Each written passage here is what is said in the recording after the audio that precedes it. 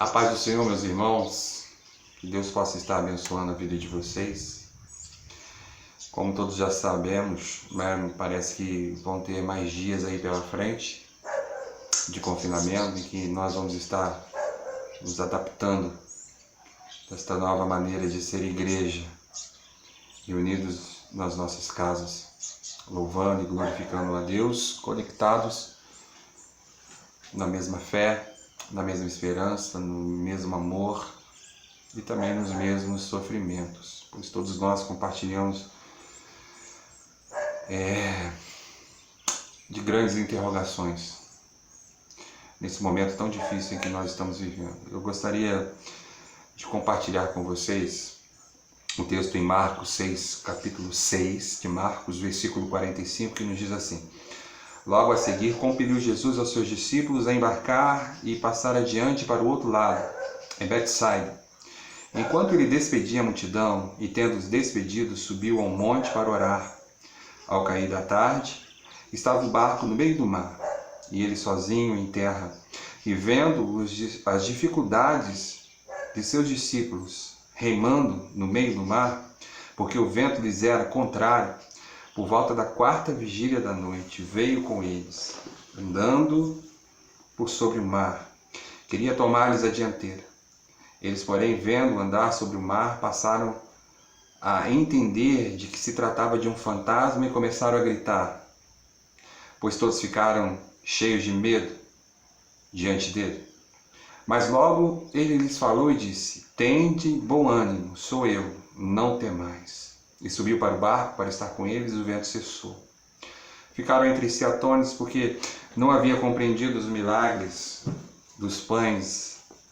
Antes o seu coração estava endurecido. Amém?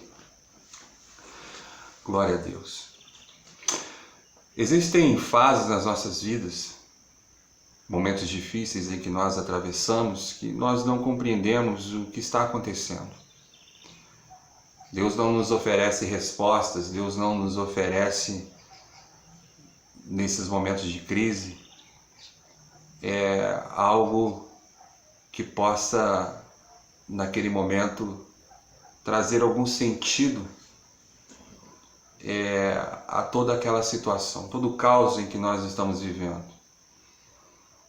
Deus nunca nos ofereceu respostas concretas em determinados momentos das nossas vidas. Ele não nos deu uma porta para o futuro, uma porta, uma janela que se abre e que a gente possa enxergar o que vai acontecer na frente. Mas Ele nos deu a Sua palavra para que nós possamos buscá-la e ter fé e esperança de que o dia amanhã certamente será favorável para nós, porque não há um momento nas nossas vidas em que Deus não esteja presente. E todas as vezes em que nós atravessamos esses momentos de incertezas, o convite que Deus nos faz para que nós possamos atravessar para uma outra margem. E você ir para margens, conforme esses discípulos assim vivenciaram. Eu quero contextualizar a vida dos discípulos com as nossas vidas, porque é muito fácil nós estarmos no lugar onde nós conhecemos. É muito fácil nós estarmos em uma situação em que nós dominamos. É muito fácil nós estarmos vivenciando uma realidade em que nós temos a certeza de que está tudo bem, que está tudo sob controle. E talvez aqueles discípulos assim entendiam. Enquanto Jesus estava com eles, eles tinham plena convicção de que nada de errado iria acontecer. Mas Jesus estava trazendo ao entendimento deles de que passar para outras margens se faz necessário para trazer à tona o que verdadeiramente está em nossos corações. Porque aonde estiver o medo precisa ser substituído pela a coragem que Deus nos dá. Aonde existir a incerteza, onde existir a incredulidade, precisa ser preenchido com a fé e com a esperança. E não existe outra forma de nós conhecermos aquilo que está nos nossos corações se nós não atravessarmos um mar de dificuldades. Esses discípulos estavam no lugar onde eu e você estamos nesse exato momento. Talvez eles tenham olhado para o horizonte e deveriam ter pensado: Senhor, como o Senhor pode nos pedir para atravessarmos para outra margem, porque o mar não está para a navegação. Vai haver dificuldades na nossa travessia. E quando Jesus ainda disse que eles deveriam ir, e deu a entender de que ele não iria com eles naquele momento, eu penso, amados irmãos, que a situação tenha ficado ainda mais crítica. A situação tenha ficado ainda mais complexa para aqueles homens. Mas nós não podemos questionar. E aqueles homens foram obedientes. Eles seguiram a ordem do Mestre e foram para a outra margem. Tentaram atravessar a outra margem.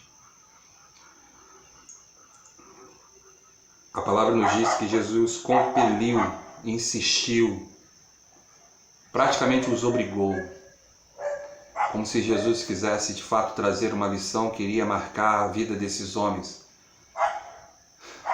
Ele compeliu, ele insistiu, mesmo ele não indo com eles no barco, mesmo sabendo que a situação iria exigir deles um esforço tremendo para que eles pudessem navegar em meio àquele mar bravio.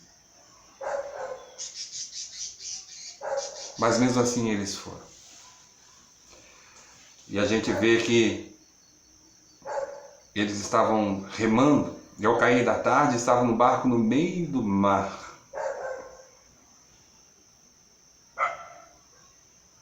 E vendo-os em dificuldade a remar, porque o vento lhes era ao contrário,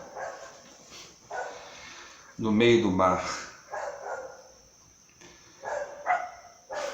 Meus amados irmãos, quando a gente pensa que as coisas estão favoráveis,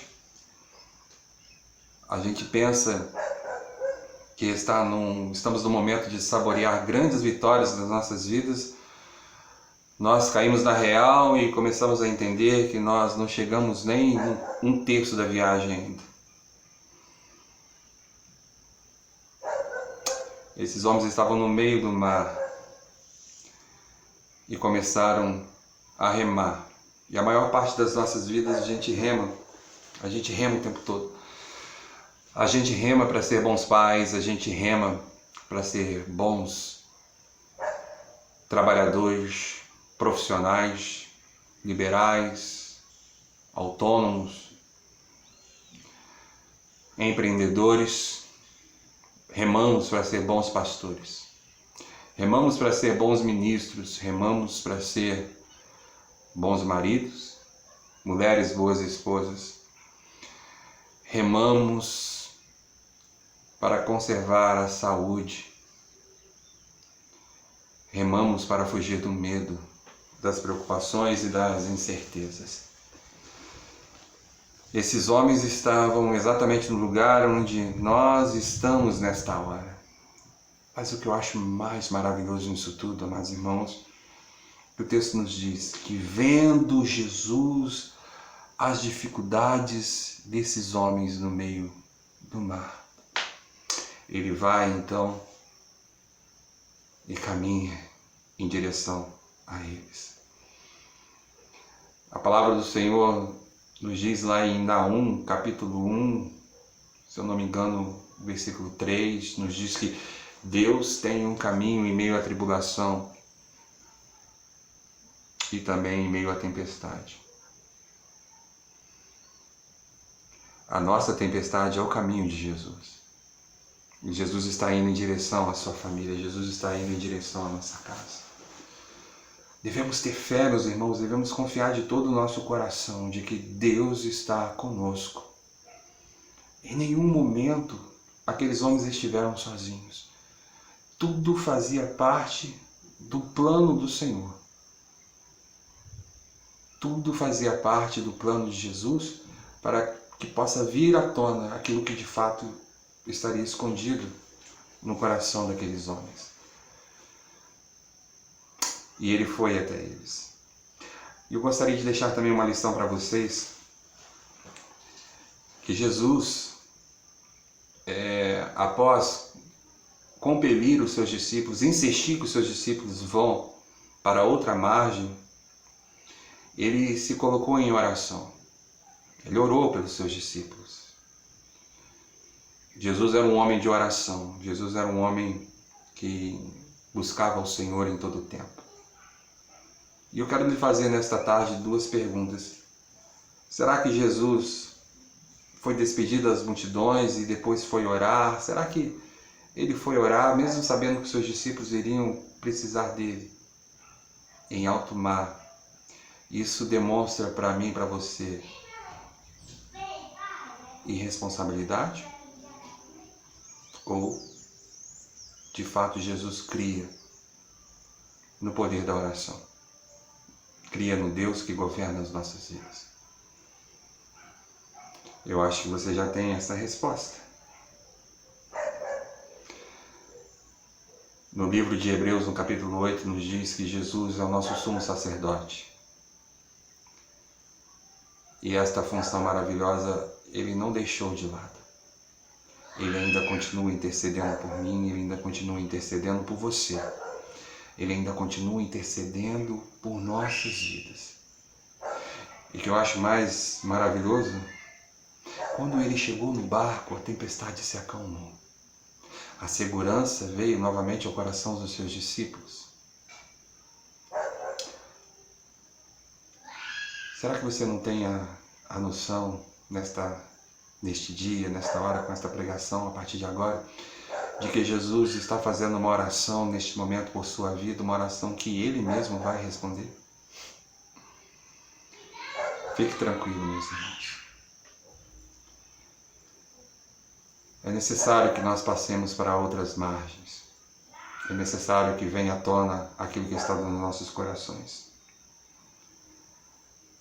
Se este não fosse o propósito do desafio dos discípulos do Senhor neste exato momento em que eles estavam passando por esta tribulação em alto mar, o texto não ficaria claro para nós, de uma forma tão clara, de que eles de fato precisavam receber do Senhor uma lição e amadurecer a sua fé, a fé de todos eles. Nos diz assim, o último versículo: ficaram entre si atônitos porque não haviam compreendido o milagre dos pães, antes o seu coração estava endurecido. Esses homens caminharam com Jesus e viram coisas fantásticas, viram grandes milagres, mas ainda assim não tinha sido suficiente. E a pergunta que eu te faço nesta tarde, neste dia, é esta: talvez essa tempestade que está acontecendo na sua vida é para provar para você que você precisa buscar mais a Deus, que você precisa conhecer mais este Deus. Nós precisamos trazer à memória aquilo que nos traz esperança. Você olhe para trás, veja os feitos do Senhor na sua vida, e que essa tribulação que você está passando possa trazer grandes aprendizados, sim, mas que nós não venhamos a nenhum momento em nossas vidas questionar o cuidado de Jesus para comigo e com a sua família. Possamos refletir sobre isso. Jesus foi até eles na quarta vigília da noite.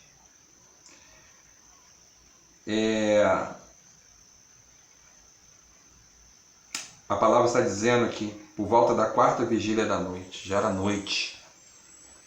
A gente não entende por que Deus não chega na primeira vigília, que Deus não chega na segunda, na terceira. Por que Deus às vezes chega sempre na quarta, na grande maioria das vezes na quarta vigília da noite? Por que Deus espera que o armário se esvazie? Por Por que Deus espera que as pessoas sejam demitidas? Por que Deus espera que a enfermidade bata a porta? Por que Deus espera que os recursos terrenos se esgotem? A quarta vigília da noite é para nos mostrar que, embora tudo aquilo que o homem possa entender que é o segredo da sua sustentabilidade aqui na terra, os celeiros dos céus sempre estarão à disposição do homem e da mulher de Deus. E muitas das vezes eles só chegam na quarta vigília da noite, juntamente com a presença do Altíssimo. Quem sabe nós estamos no meio desta quarta vigília. Eu quero convidar a você a fechar os seus olhos e acalmar o seu coração. E vamos orar. Senhor nosso Deus, eu quero pedir ao Senhor mais uma vez a sua bênção sobre a Igreja Metodista da Varginha, sobre os seus filhos e filhas, sobre este país, sobre esta nação, sobre a cidade de Valença, que o Senhor possa derramar do seu amor. E que possamos crer, Senhor, que o Senhor está vindo em nossa direção. E que a oração que o Senhor está fazendo por nós, o Senhor mesmo há de responder. E estará vindo ao nosso auxílio, vindo em direção às nossas famílias. Eu quero colocar as nossas vidas nas suas mãos. E o povo de Deus nas mãos do nosso Senhor e Salvador Jesus Cristo. Amém. Que Deus possa te abençoar. Amém. Fiquem na paz.